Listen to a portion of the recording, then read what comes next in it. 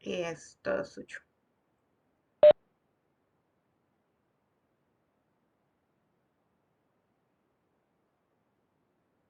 Empezamos.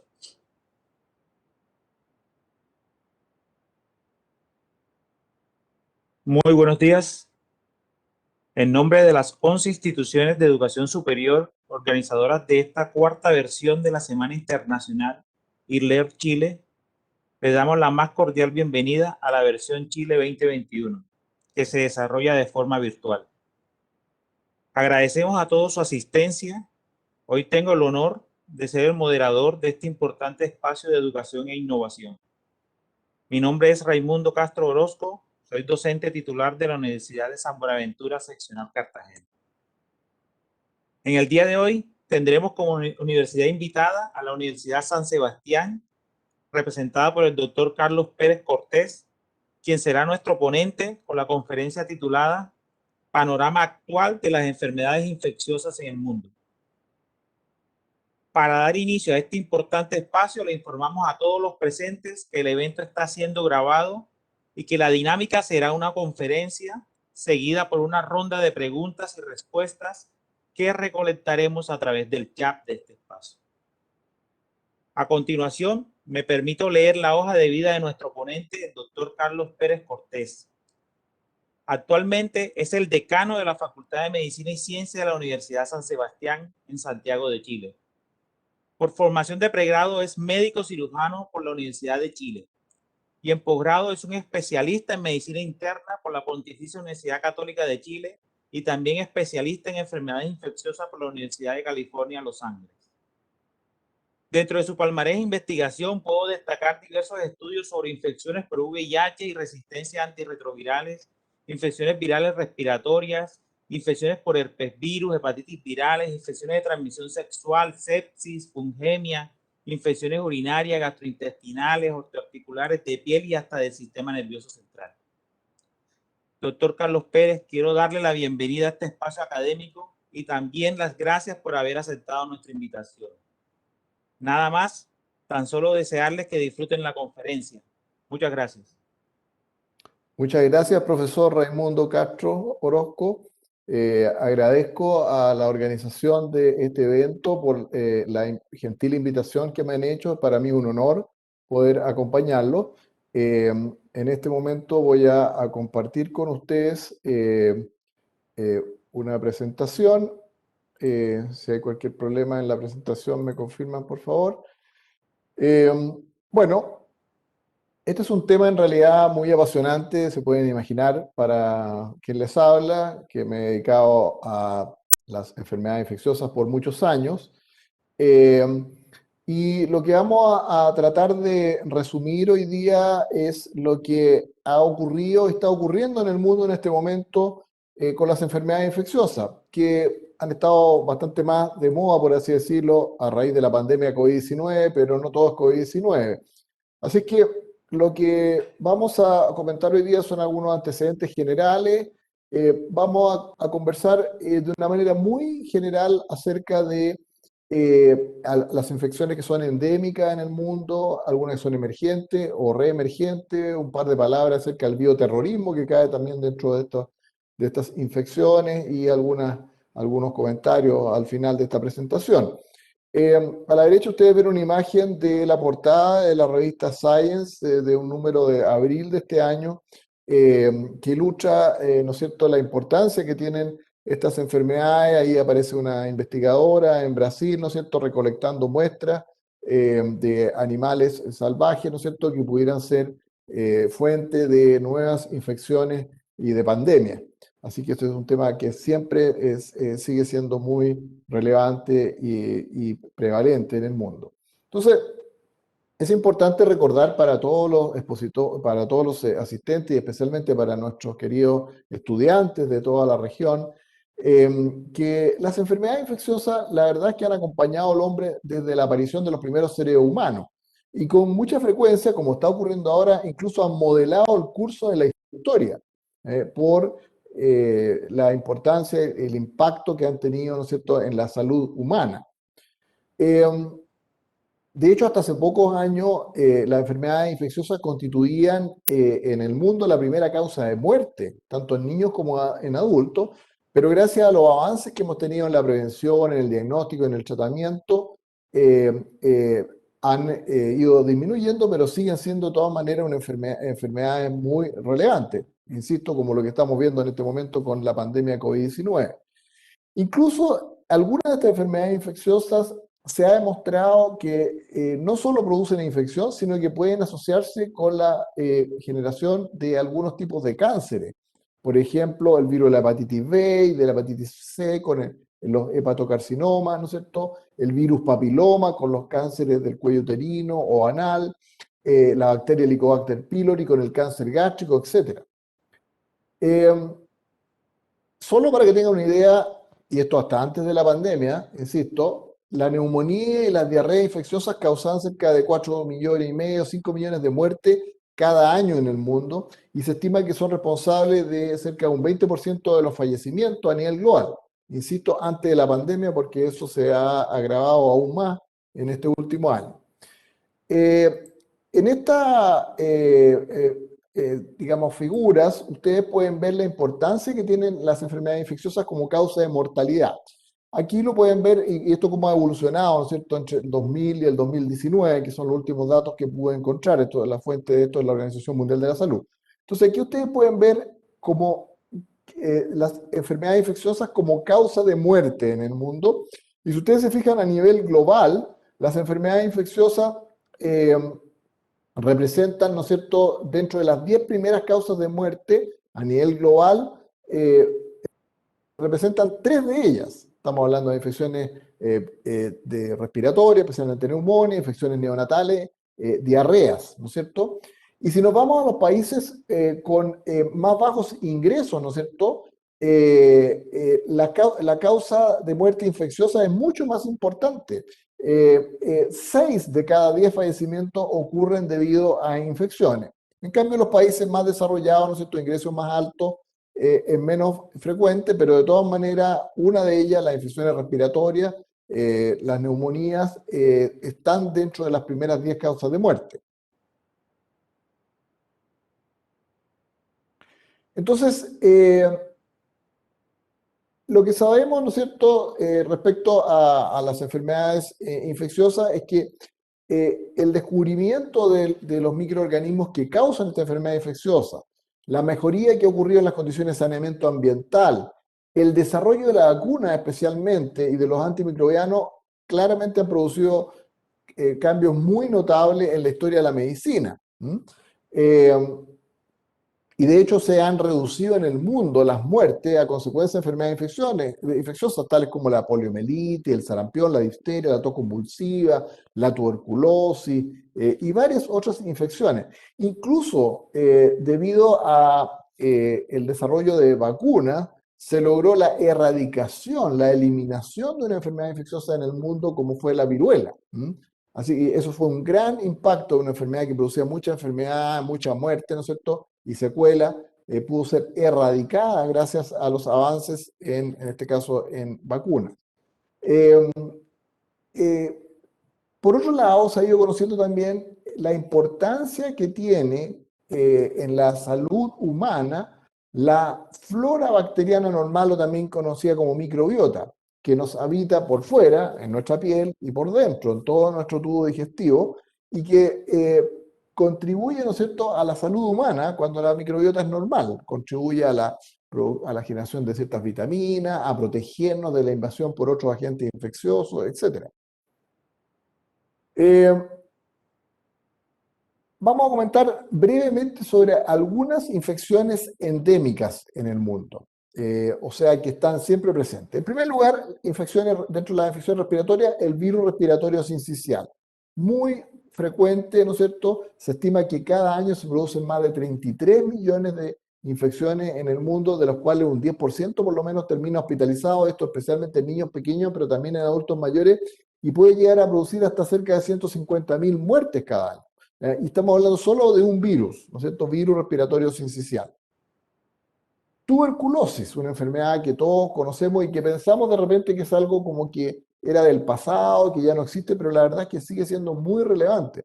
De hecho, se estima que más o menos un tercio de toda la humanidad, ¿no es cierto?, ha tenido contacto con Mycobacterium tuberculosis. Hay algunos exámenes que permiten detectar si uno tuvo o no contacto con tuberculosis y estudios hechos a nivel global estiman que más o menos un tercio de la población mundial ha tenido en algún momento contacto con esta gente, algunos de los cuales desarrollan enfermedad activa y en otros permanece como latente.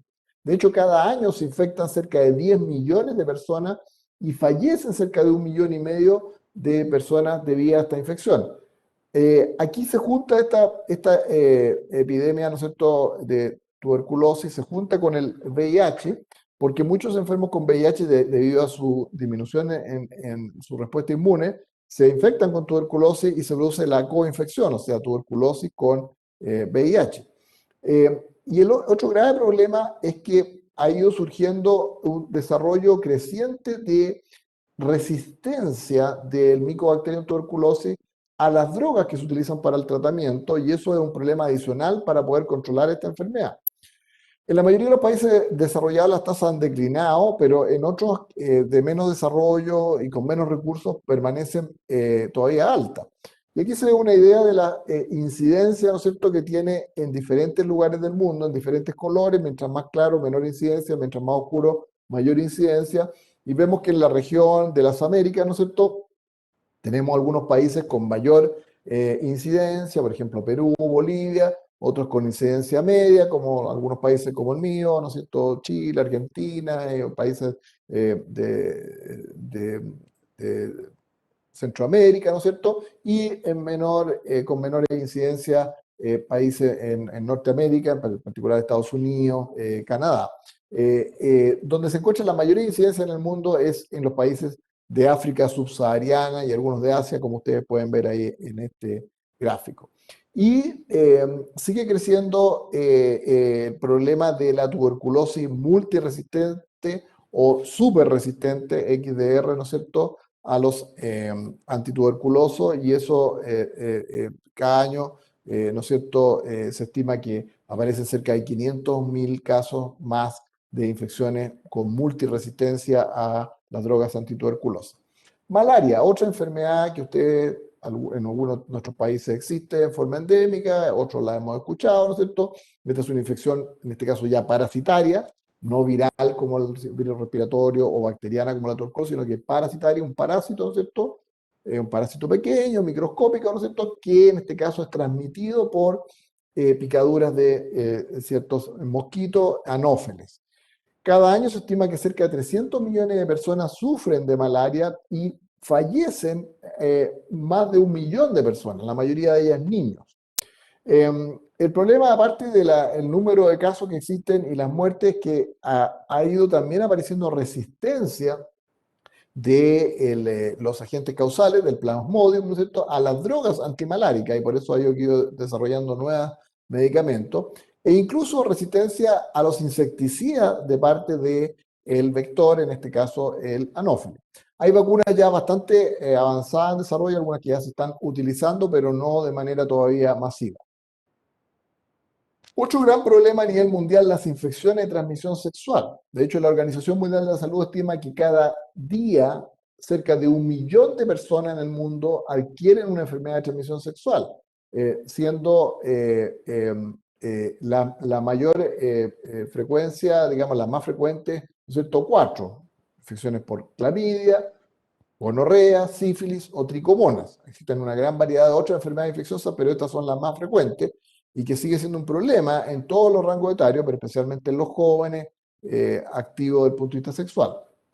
Otro gran tema, y que haría obviamente para una conferencia completa y que solo voy a mencionar algunos aspectos generales, VIH-Sida, ¿no es cierto? Es una enfermedad que conocemos en el mundo desde el año 81 y que a la fecha, ¿no es cierto?, ha producido cerca de 80 millones de infectados en el mundo, muchos de los cuales ya han fallecido, cerca de 36 millones de personas de estos 80 millones ya han fallecido con consecuencia del VIH y siguen viviendo con VIH en el mundo cerca de 38 millones de personas, de los cuales el 50% son mujeres. Hay la idea de que de repente esto es una enfermedad de hombres, ¿no es cierto?, porque en nuestra región hay un predominio más de hombres, pero a nivel global La mitad de los infectados son hombres y la mitad mujeres, dado que la mayor cantidad se concentran especialmente en África, donde se reparten por partes iguales.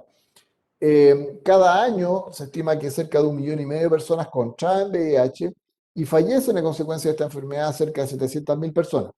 Esta mortalidad, esta letalidad del VIH ha ido reduciéndose en los últimos años debido al avance en la terapia contra el VIH, la terapia antirretroviral, que actualmente están accediendo cerca de 28 millones de estos 38 millones de personas ya acceden a terapia antirretroviral y eso ha cambiado realmente la historia. Antes fallecían muchos más y esperamos que sigan reduciéndose los fallecimientos en la medida que todas las personas tengan acceso a diagnóstico y a tratamiento, pero todavía siguen, ¿no es cierto?, siendo un problema importante y tenemos muchas personas infectadas y niños, por ejemplo, que siguen enfermando y muriendo a consecuencia del VIH. Otro gran tema son las hepatitis virales, hepatitis A, B, C, dos de ellas, la hepatitis B, ¿no es cierto?, la hepatitis C pueden producir daño hepático crónico, pueden producir cáncer, ¿no es cierto? Para el caso de la hepatitis B, se estima que casi un tercio de la humanidad ha tenido también contacto con este virus y hay al menos 250 millones de personas que tienen una infección crónica por este virus. Es una enfermedad que se puede prevenir con vacuna y por lo tanto es muy importante que toda la gente se vaya vacunando en el mundo. Hepatitis C no existe vacuna, también puede producir cirrosis hepática, puede producir cáncer, pero tenemos actualmente tratamientos curativos muy efectivos a los cuales no todas las personas tienen acceso, desgraciadamente, en el mundo. Hepatitis A es una enfermedad más benigna, pero igual produce un número de casos importante cada año. Ahora, ¿qué vemos del punto de vista de infecciones emergentes o reemergentes? En la última década hemos sido testigos de la emergencia o incluso reemergencia de enfermedades que...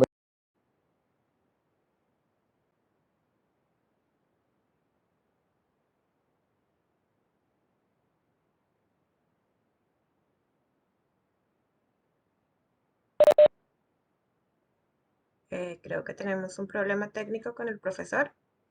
Problema, sí. Demos un momento, por favor.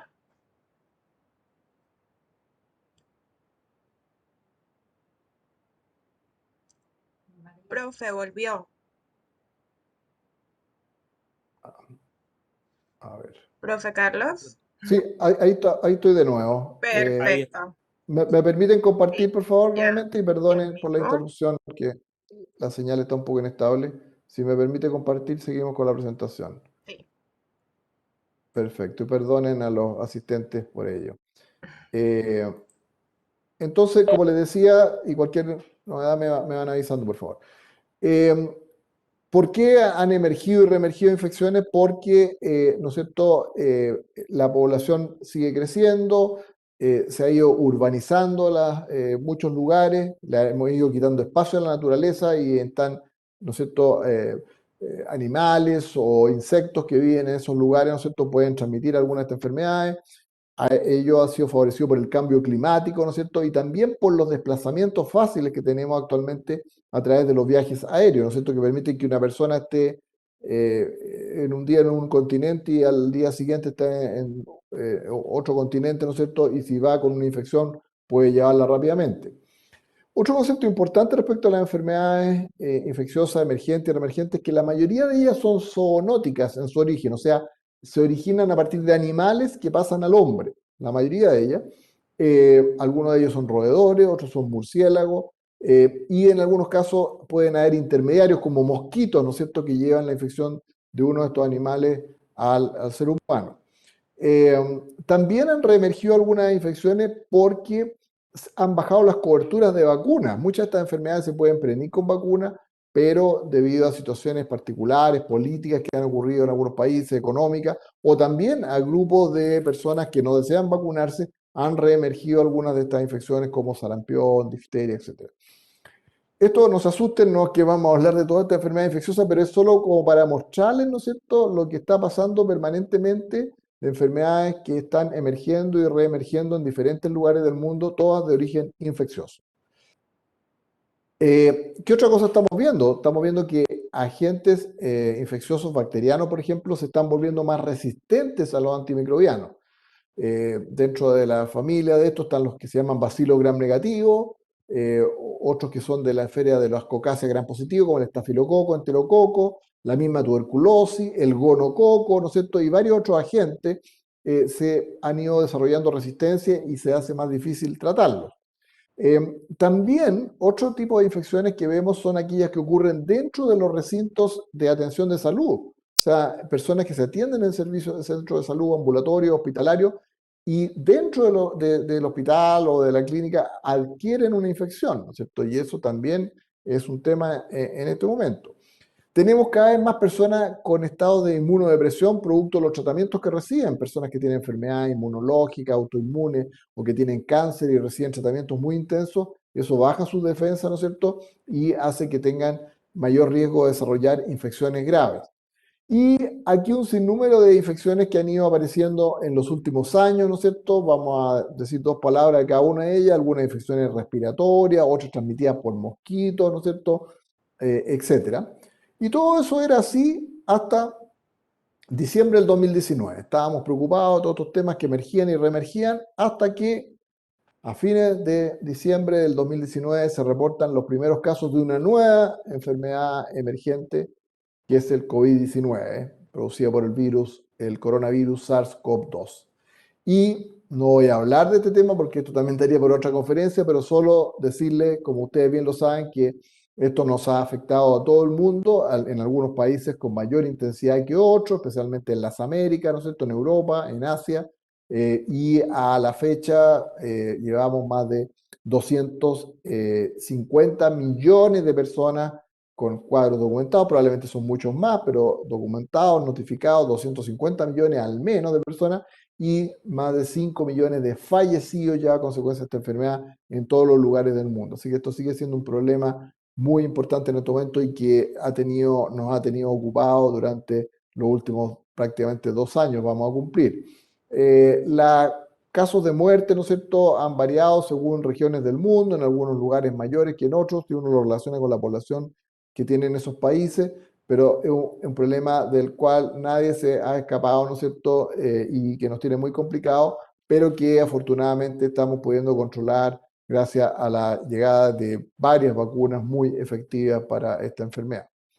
Quiero decirles que hubo algunos precursores de estas infecciones por coronavirus también. Por ejemplo, a comienzo de los 2000 apareció el SARS, el virus del SARS-CoV-1, podríamos llamarle, que partió, ¿no es cierto?, en los años, comienzo de los 2000, en un cuadro parecido a este que producía una insuficiencia respiratoria y que podía llevar a la muerte. Se transmitía fácilmente de persona a persona. Afortunadamente, esto produjo solo algunos miles de casos y un número de fallecidos menor a 1000, ¿no es cierto? Y quedó ahí. Estuvimos muy preocupados que esto pudiera transformarse en una pandemia, pero solo quiero aprovechar de hacer un pequeño breve homenaje aquí al doctor Carlos Urbani, que era un médico de Médicos Sin Fronteras, ¿no es cierto? Que fue uno de los primeros que escribió estos cuadros y que desafortunadamente terminó infectado con esta enfermedad y falleció a consecuencia de ella, ¿no es cierto? Así que ustedes ven cómo el personal de salud siempre está expuesto y puede incluso llegar a fallecer. Pero eso quedó hasta ahí, no siguió avanzando.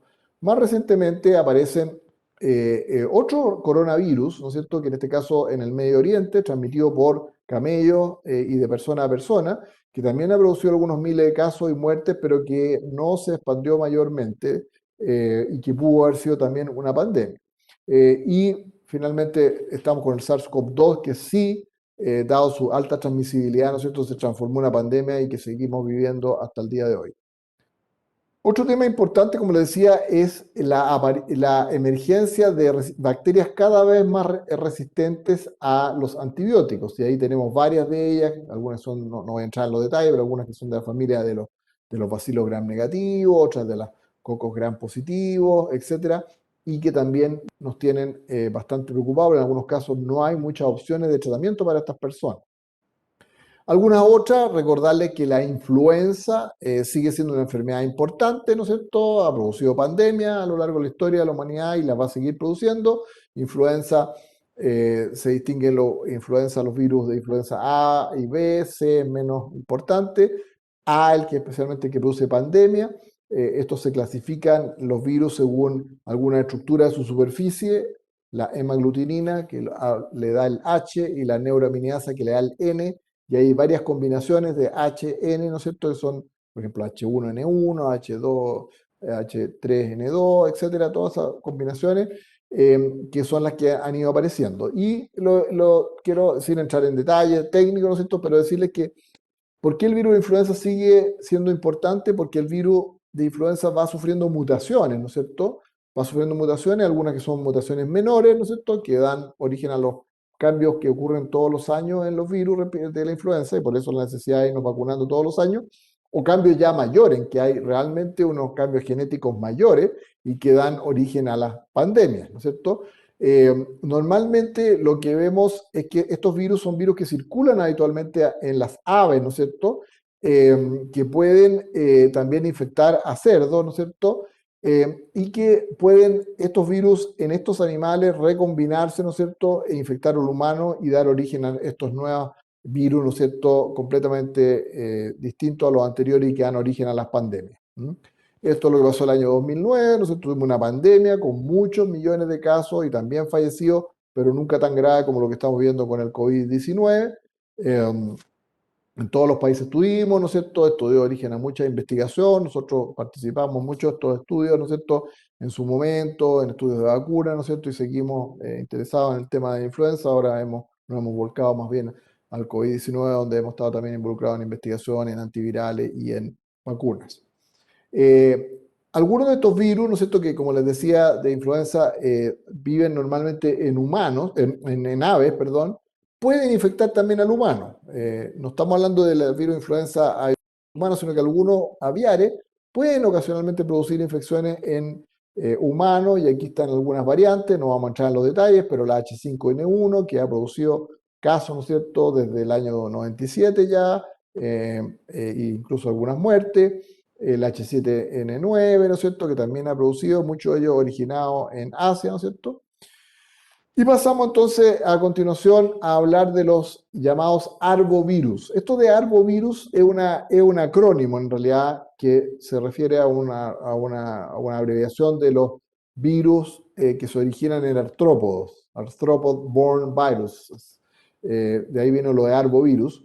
Son distintas familias de virus, y lo interesante es que son virus que son transmitidos al hombre a partir de, sea mosquitos, garrapatas o algunos ácaros. Aquí menciono algunos de los más frecuentes que hemos tenido en los últimos años, no sé, chikungunya, dengue, fiebre amarilla, zika y otros más que no vamos a analizar. Eh, Estos arbovirus, ¿no es cierto?, son transmitidos en general por el mosquito Aedes, que tiene un hábito de alimentación diurno, ¿no es cierto?, que crece especialmente en pozos con agua estancada, ¿no es cierto?, y que puede transmitir esta enfermedad de un humano a otro. Dengue, por ejemplo, es una infección transmitida por este mosquito, ¿no es cierto?, que produce cuadros de fiebre, de manchas en la piel, hemorragia en los casos graves, muy frecuente, y se ve especialmente alrededor del Ecuador, ¿no es cierto?, en esta franja que ustedes pueden ver acá, digamos, que se extiende en los países que están alrededor del Ecuador, tanto de África, de Asia, como de las Américas, acá especialmente en Centroamérica y en Brasil. Chikungunya es otra infección también transmitida por este mismo mosquito, un cuadro parecido a este, pero con más componentes de dolores en la articulación, inflamación de las articulaciones. Partió en África, pero se introdujo en las Américas en el 2013 y ha producido un gran número de casos en la región, ¿no es cierto? Tuvimos 2016-2017 un brote muy importante, especialmente, pero no exclusivamente en Brasil, ¿no es cierto? Zika es otro agente también transmitido, viral, transmitido por Aedes, ¿no es cierto? Nosotros, por ejemplo, en nuestro país hemos tenido en la isla de Pascua, pero en el resto de la región ha sido bastante extenso. Partió en el Asia, ¿no es cierto?, y llegó a nuestros países. Produce cuadros también de fiebre, de manchas en la piel, de dolores articulares. Y lo importante de este virus es que además, cuando infecta a mujeres embarazadas, puede producir malformaciones congénitas en el feto, ¿no es cierto?, en el sistema nervioso central, bastante graves, ¿ah? Y eso ha sido muy, muy importante. Y por último, fiebre amarilla, que es una enfermedad también endémica en muchas regiones del mundo, en África, en las Américas, ¿no es cierto?, también transmitida por este mismo agente, y que produce un cuadro de hepatitis muy grave, y que ha estado reemergiendo, ¿no es cierto? Tuvimos un nuevo brote en Brasil que partió en 2016-2017 con un alto número de fallecidos y que sigue siendo endémica y para la cual existe sí una vacuna que es bastante efectiva. También existen algunos otros virus que producen cuadros hemorrágicos graves, y aquí está el ébola, el Marburg, ¿no es cierto? No se conoce bien el reservorio, se presume que es algún animal, tipo murciélago, y que es muy transmisible de persona y que ha producido brote importante en África, ¿no es cierto? Con una alta mortalidad y fallecimiento. En estos casos, incluso algunos han producido, digamos, infecciones personas que han viajado a otros lugares y han llegado con esta infección a Europa, a Norteamérica, ¿no es cierto? Cuadros bastante graves, pero afortunadamente ha estado en general radicado en África y no ha tomado un carácter pandémico que se temió en algún momento que pudiera ocurrir. Hay otros virus que son endémicos en la región y en algunos países, como el nuestro, en Chile, en Argentina y en otros países, ¿no es cierto?, que es el virus ANTA. Este lo transmiten roedores y produce un cuadro cardiopulmonar bastante grave, con una mortalidad por lo menos de un 30%, así que es bastante grave, y no tiene todavía vacuna ni un tratamiento específico. Esto lo menciono de la tos convulsiva. Ustedes podrían decir, bueno, esto es una enfermedad antigua ya que le da a los niños antes, ya no la vemos. No, sigue existiendo la coquiluche o la tos convulsiva, un cuadro que produce una infección respiratoria con mucha tos, pueden producir incluso neumonía, fracturas costales. Y el tema es que se ha ido perdiendo la inmunidad en los adultos y de repente vemos casos con alguna frecuencia en adultos, ¿no es cierto?, que presentan estos cuadros porque van perdiendo la inmunidad que adquirieron en la infancia, sea por infección natural o por vacuna, y por ello la importancia de la vacunación en los niños y de revacunar también a los adultos. Y finalmente, quiero mencionar esto que parece como de ciencia ficción, pero que no lo es, y que se refiere al bioterrorismo, ¿ah? El bioterrorismo tiene varias definiciones, pero una de ellas podría ser el uso ilegítimo o amenazar con el uso, sea de microorganismos o toxina obtenida de organismos vivos, que pueden provocar enfermedad o muerte tanto en ser humano, en animales o en plantas, y con el objetivo, como todo el terrorismo, de intimidar a gobiernos o sociedades para lograr ciertos objetivos, sean ideológicos, religiosos, políticos. Los agentes biológicos, como armas, ¿no es cierto?, son mucho más letales que los químicos porque son más difíciles de diagnosticar a veces. Los cuadros se pueden confundir con enfermedades comunes. Son bastante fáciles de producir algunos de ellos, de adquirir, de cultivar, de almacenar, de transportar y de diseminar. Y algunos de ellos incluso se pueden transmitir entre persona a persona y eso se amplifica. Un ejemplo de ello fue lo que ocurrió después de los atentados de las Torres Gemelas, ¿no es cierto?, donde se enviaron sobres que contenían esporas de anthrax, Bacillus anthracis, que produce un cuadro bastante grave respiratorio y puede llegar a la muerte. Entonces estos sobres contenían unos polvitos que venían esporas de anthrax, las personas abrieron estos sobres, se infectaron y varios de ellos murieron. Así que esto es una realidad, ¿no es cierto?, y que puede ocurrir y que siempre se está vigilando. En suma, quiero recordarles entonces que las enfermedades infecciosas han acompañado al hombre desde que somos hombres, ¿no es cierto? Y lo seguirán haciendo por los años venideros. Esto no va a terminar. Recuerden que los microorganismos existían en la Tierra antes que nosotros y ellos, al igual que nosotros, quieren seguir existiendo, ¿no es cierto?, viviendo, y en esta competencia, ¿no es cierto?, vamos a seguir teniendo enfermedades infecciosas. Pero al menos podemos decir que en los tiempos actuales somos privilegiados de vivir en tiempos en que somos capaces de identificar, de tratar y de prevenir muchas de estas enfermedades infecciosas. Como ejemplo de ello les cuento que normalmente para saber cuál era la causa de una enfermedad infecciosa tardaban meses o años. En el caso del VIH, por ejemplo, cuando aparecieron los primeros casos de SIDA, año 81, recién en el 83, 2 años después, se pudo identificar el virus. Cuando partieron los primeros casos de SARS-CoV-2 de COVID-19 en China, a las pocas semanas ya teníamos identificado a la gente y secuenciado todo el genoma del virus. Y en menos de un año ya tenemos vacuna. O sea, ustedes ven cómo el avance de la ciencia ha permitido poder enfrentar mejor estas enfermedades, pero que siguen siendo relevantes. ¿Cuál es el mensaje? Que tenemos que seguir siendo cuidadosos con el medio ambiente y con nuestra propia microbiota que nos protege de muchas de estas infecciones, de manera de cierta manera de retrasar o de atenuar dentro de lo posible la emergencia de nuevos agentes infecciosos, pero también tenemos que aprender a convivir con ellos porque van a seguir apareciendo. Muchas gracias. Y con esto doy por concluida la presentación y estoy disponible para responder las dudas que pudiera tener alguno de los participantes si es que existen. Muchas gracias. Muchas gracias, doctor Carlos, por su ponencia, la cual nos deja un gran aprendizaje. Continuaremos con las preguntas por parte de los participantes. Por ello, los invitamos a escribir en el chat sus preguntas para ser respondidas por nuestro ponente invitado. Doctor Carlos, una pregunta. De acuerdo con su experiencia, ¿la vigilancia epidemiológica debería dirigirse más a la emergencia o a la reemergencia? Mire, yo creo que las dos cosas son importantes porque, a ver, existen en todos los países del mundo programas de vigilancia.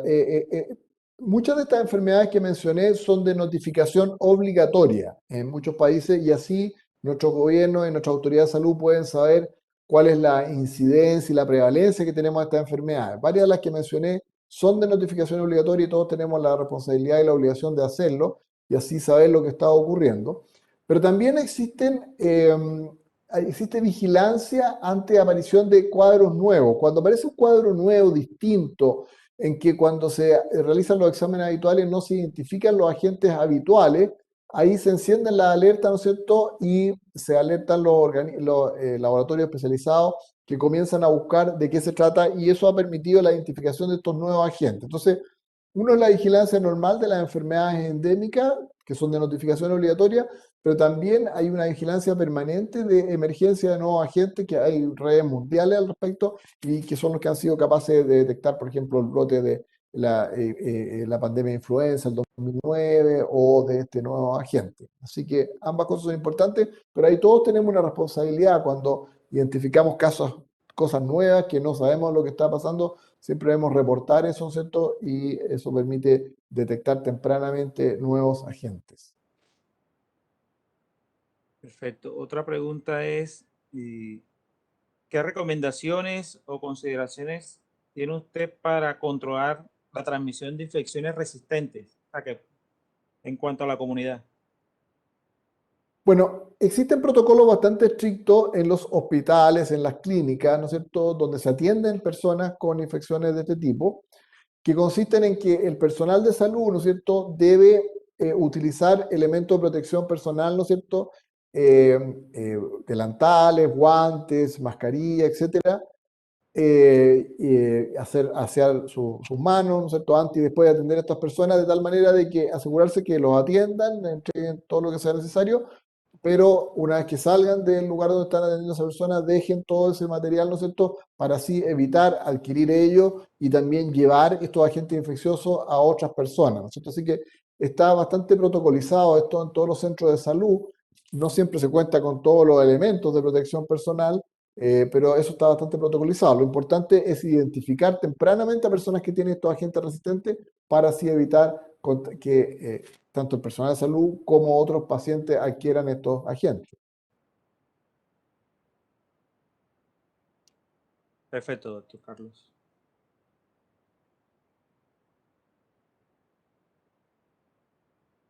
Bueno, a todos muchas gracias por su participación en este evento. Doctor Carlos, muy agradecido, un honor haberlo conocido, haberlo tenido con nosotros. Esperamos repetir su presencia en cualquier otro evento. Le agradezco. Muchas gracias a usted, le agradezco a todos los asistentes también y como esto queda grabado, espero que pueda ser de utilidad en el futuro para otros estudiantes o profesores, ¿no es cierto?, que tengan interés en este tema. Así que mucho gusto y gracias nuevamente por la invitación.